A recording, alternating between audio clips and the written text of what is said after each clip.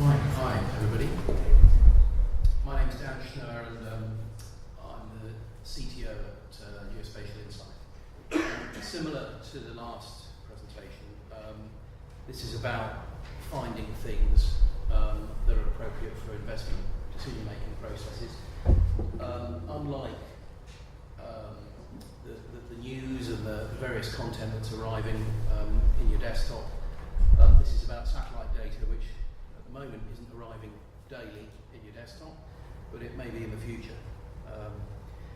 We're basically a bottom-up independent research firm, and we're all about fundamentals and looking at the price action of those fundamentals and the leading indicators to those, or early indicators. So what I'll go through first of all is a little bit of a picture here. So just while you look at this, has anybody got any ideas what that might be?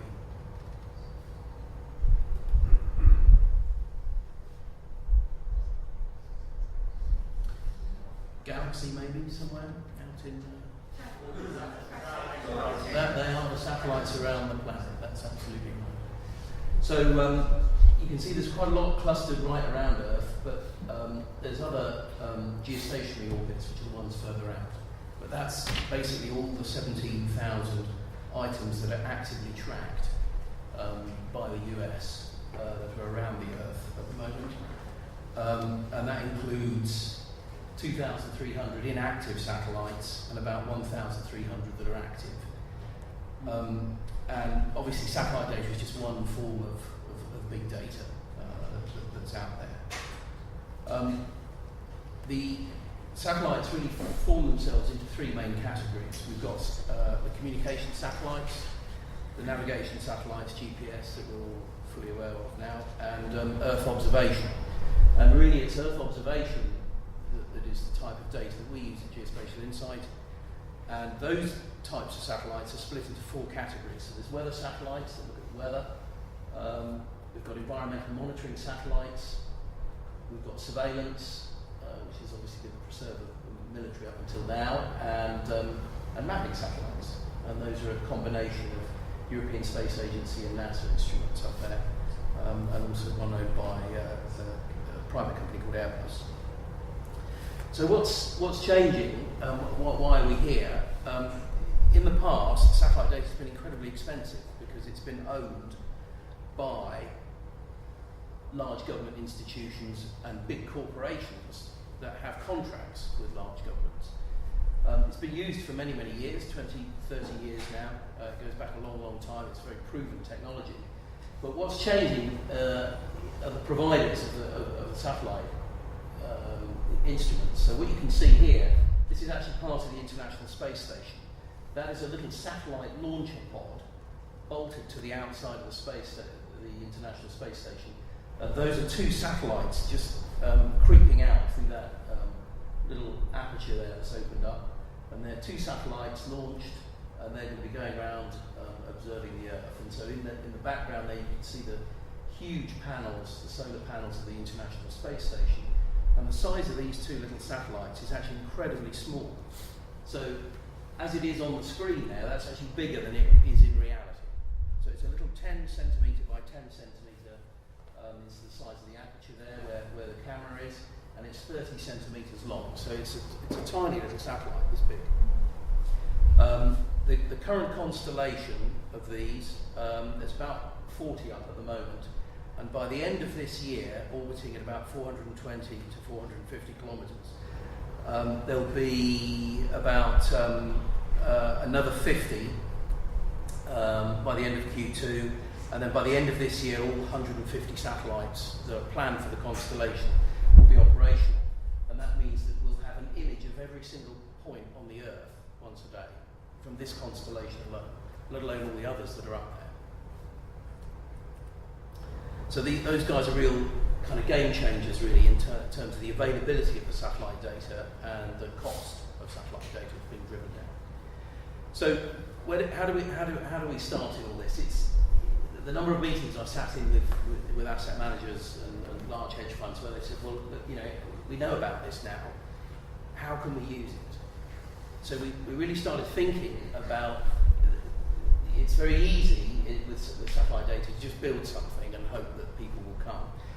But what we decided to do was focus far more on the asset classes and price action on those asset classes and how they change over time, and trying to understand how we could pull out from the satellite data leading indicators to the changes in price, so we could understand, really looking into the future almost, like Tim was saying, with technical analysis, you can't really see into the future.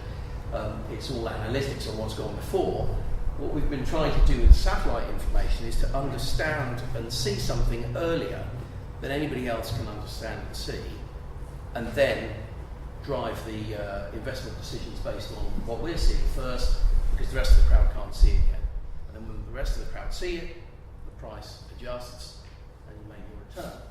So we started off with the asset classes, and we looked at equities and bonds, cash, and the alternatives is a very interesting place for satellite data, because obviously in there you've got things like property and commodities and real assets and other things that can all be observed from space. So if we look at an equity, we could, in theory, look at some sort of event-driven price action. And I don't know whether you can see that image very well, but there's a really good pointer here, but there's a large mine up here under where it says price action there, and then there's a very nasty brown stain coming down through the valley, down through here, and that's the mine where there was a major dam burst last year, the Germano mine, and the Bento Rodrigues situation last year. So the disaster of this mine happened on Thursday the 5th of November last year, and the closing price for BHP Billiton shares on that day was $23, just over 23 Australian. By Monday it had fallen to $21, and 6 weeks later it had fallen to $16. So there's a 30% decrease in the value of that individual stock, mainly because of the extent of this disaster on the mine, and as all of the investors began to understand how bad it was, everybody fled the stock, and it bottomed out. So just imagine how you could track your short position from space on a sort of weekly basis, whether the cleanup was happening, exactly the extent of the damage.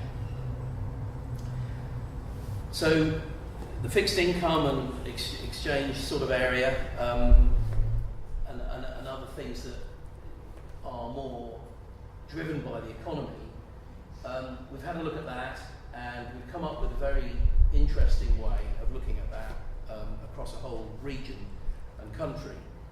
There are many papers been produced that we found that correlate emissions and things like lights at night with economic activity. So by looking at that data, we can actually generate a nice time series and get a correlation between the amount of emission coming out of a country and its economic output, and that's come up with our Globis Quo model, and our figures for GDP over China for last year. We calculated those in January, a month ahead of the alternative China GDP series, which is published by the Conference Board in New York, and we were only 0.3% off their figures. So we're quite pleased about that. Another one is the commodity side of life. Obviously, normally supply and demand driven. So by looking at the supply of commodity, this is palm oil across a whole region of Malaysia. The colours that you can see there, everything in yellow and red, other than this kind of big lump at the top of the lake in the middle. That's a big natural forest with a bit of deforestation you can see in the middle there. But these are all palm oil plantations in that region of Johor in Indonesia. And the different colours relate to the age of the palms. So what we can actually do here is we can look into the future. We can see how much palm oil is going to be coming to the market in 2 years' time, because the maturity of the trees is what drives the yields. So we can see plantations that have been planted, and we know that a certain area is going to come onto the market, so we understand that there'll be a high volume of palm oil. in the future, or not, as the case may be. So that's our palm light product, which is across the whole of Indonesia and Malaysia. And not to mention, as I said, there's a bit of deforestation in the middle of that forest, not to mention the sort of environmental and social governance and corporate social responsibility that can be tracked from using these techniques.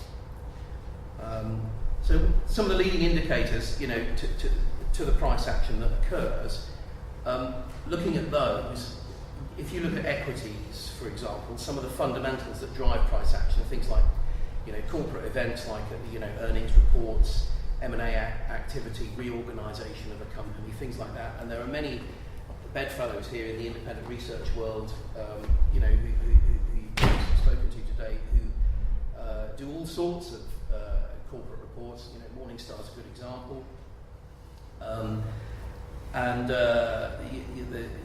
For bonds, you've got things like interest rates and the credit rating, which is obviously linked to economic performance, and similarly for the FX kind of area, inflation and so on. And then on the alternatives, there's really too many things to think about there. There's everything from supply and demand to the performance of, say, a solar farm, property footfalls, and all sorts of things for real estate investment. I thought I'd share this particular slide with you because this is quite interesting. This is a port in China, and you can see that there's various containers and all sorts of things here that we track and count and look at the various values and things. But this particular one is quite interesting because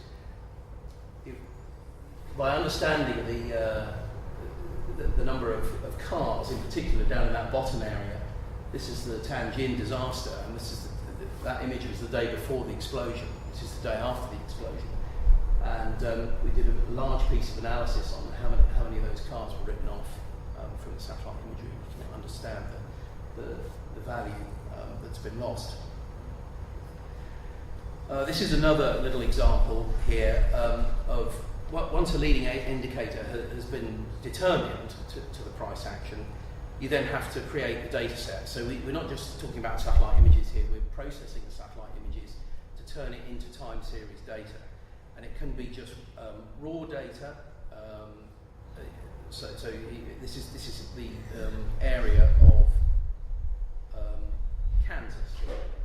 And we could just put a straight area calculation over Kansas and say in Kansas, this season, the winter wheat occupies a certain number of square kilometres, hectares.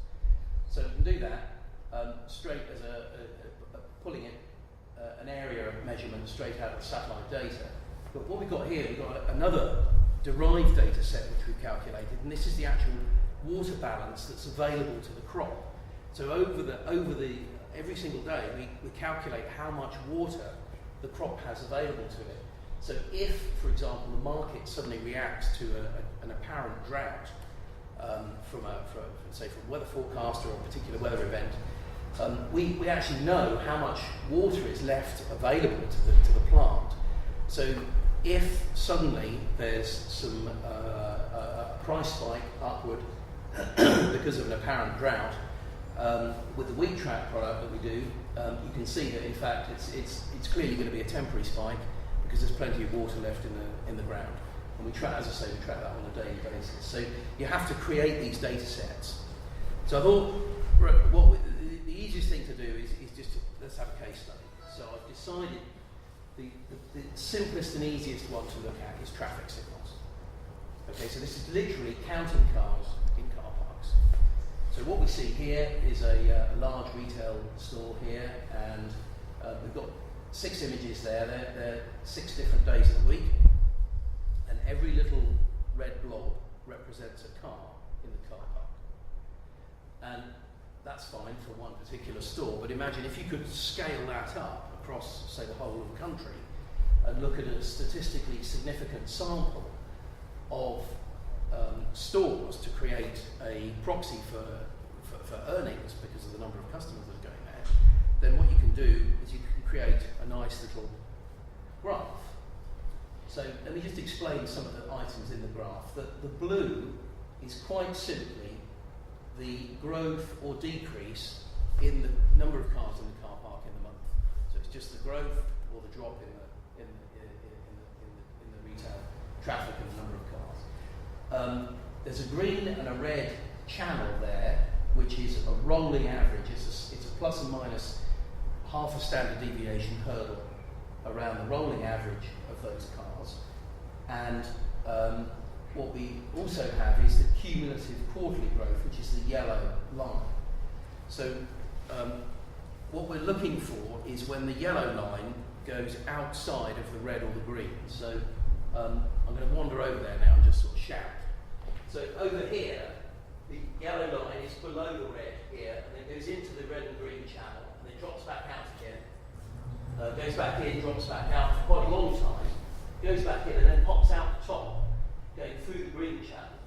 So if we actually take those as actionable periods of time, we can come up with the stock price and a number of timing points on there. And we can quite simply just, when it's red, the traffic has dropped away and dropped out of the hurdle, and when it's green, it's gone out of the top part of the hurdle. So what we can do is we could just have a trading strategy just based on those. So we could go short when we see it drop out the bottom, and then when it goes into this sort of middle area, we'll just cash out and then go short again.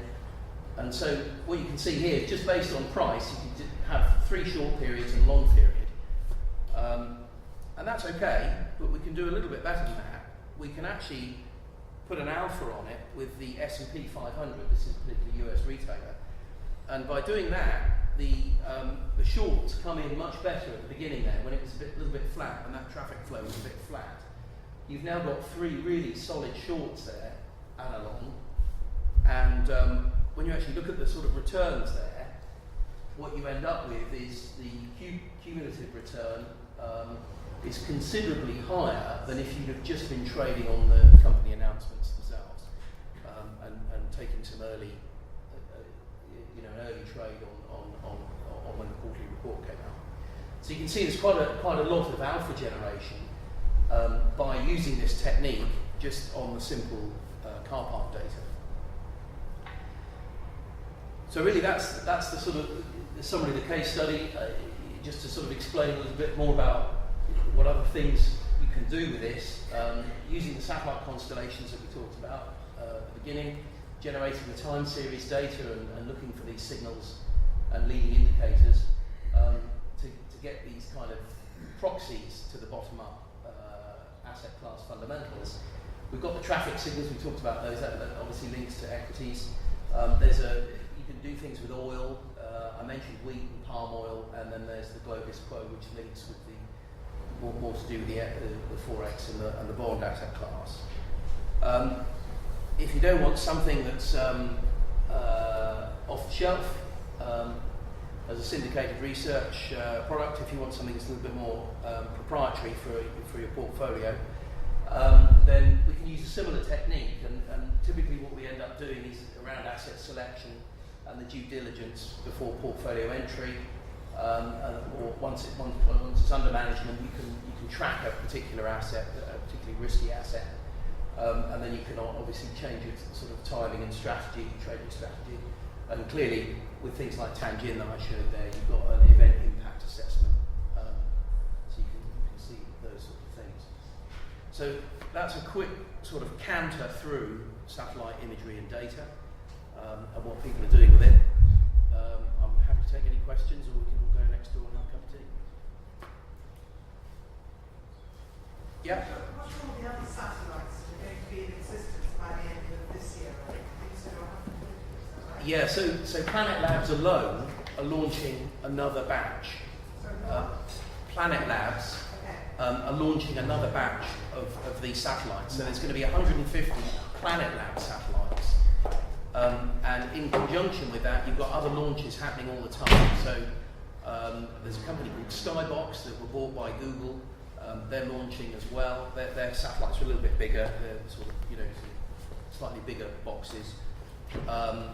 There is Earthcast are launching a fleet of satellites. They've already got some instruments on the International Space Station, and there's a new American startup called Black Sky, and they're due to start building their satellites later this year. But all of those people, they're basically ex-NASA scientists who've decided to go and make these small nano satellites in their garage and just stick it on a rocket that's already going to the space station.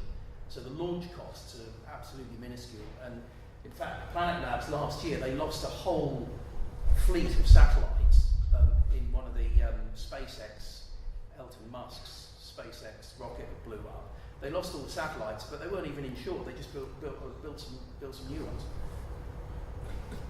Yeah.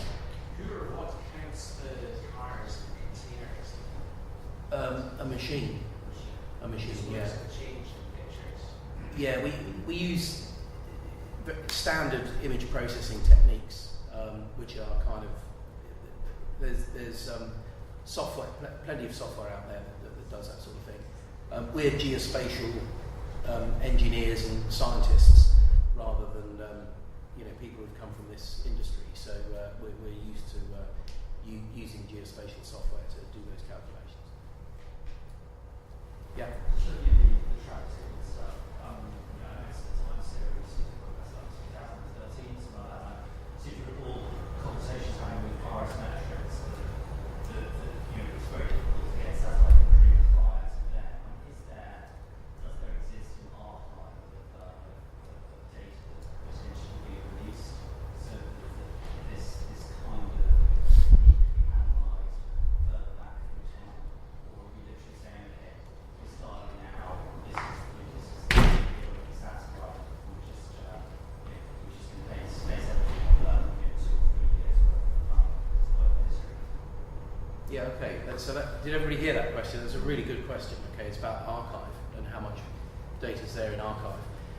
The answer is that high resolution data used for counting cars in car parks does have a limit to how far back you can go, because there just weren't enough satellites 5 years ago that were flying around taking this data day in, day out. Those satellites were fully tasked by the US government and the British government because they needed information on, where military issues were going down. So there was a limit to the number of satellites available, but there was also a limit to the amount of time that you had on the satellite. So yeah, the archive for what we call VHR, or very high resolution data, is limited. The great thing is that other satellites that have been up there at a slightly lower resolution that can count things like containers, things that are a little bit bigger, that data does exist, and that goes back 10, 15, 20 years. Okay, yeah? You mentioned that you turn a lot of your data into time series. Yeah. Do you actually present all of your information as data as opposed to graphics and pictures? Yeah, we never deliver an image, you'll be pleased to know. So, yeah, so we do deliver images for mapping companies and people like that who still want them. What we deliver to this sector is traditional research note. So our research note on palm light, for example, looks just like any other independent research note that has been generated. It's got some graphs in it, it's got some graphics in it. I think there's one picture showing, just generally how it looks. It really is a pretty picture, but it has a lot of statistics, commentary, and analysis. So those are what we call our sort of insight products at our more traditional independent research. But we can also offer just data, and that typically comes in ASCII format or as a spreadsheet. And it can come on a weekly basis, it can come on a monthly basis. Yeah. When you're collecting this kind of data, are there periods when you can't because of cloud cover or Yeah. what happens, or interference? Yeah, absolutely. Cloud is one of the big issues. So some of those images over the retail stores there, those cars were actually counted with a radar instrument. Radar is an active remote sensing instrument. It sends out a signal just like a radar on a boat, and it goes down and it comes back through the cloud. So some of those car images are counted using radar, so you can see through cloud. It's not brilliantly cost effective to do that, so it has to be a pretty high value asset to use radar. If you get persistent cloud in certain regions, then we have to rely on aircraft and drones to sort of create the same effect. But again, the costs start to become, uneconomic. What we found with the Palmlight product was that we could only use specific images from certain times of the year, because the tropics in particular gets very, very cloudy with the ITCZ and things like that. So.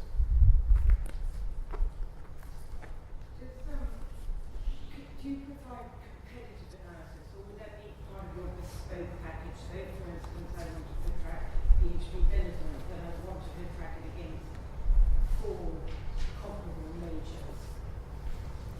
Do you provide that, or do you just is that provided within a bespoke package, or your ordinary research? Yeah. Okay. So it's a little bit of both. So there's our Equitrack service, which I didn't put up on there. The Equitrack service has basically 8 stocks in it. There's 4 long-short pairs that are sort of relevant for the moment, and that's available as syndicated research off the shelf. And if you're not really interested in those, and you're interested in something more specific like BHP Billiton, then we can provide that through our Equitrack service. So we almost, it's a sort of syndicated version of the proprietary research. And is it provided electronically, so I as a client would get it on my desktop and I might be able to change some measures within that analysis that you gave me, or how much flexibility do I have to change variables, for instance, companies that I'm tracking? Normally, it depends on the whole period, but if it's a sort of 6-month cycle, then typically what we would provide is a fortnightly or a monthly report, depending on what the customer wants. Typically, it is actually more of a written analytical piece, like a normal piece of independent research. So less opinion, obviously, because it's very data driven, but it's more of a sort of standard written piece. Right, we're going to have a cup of tea.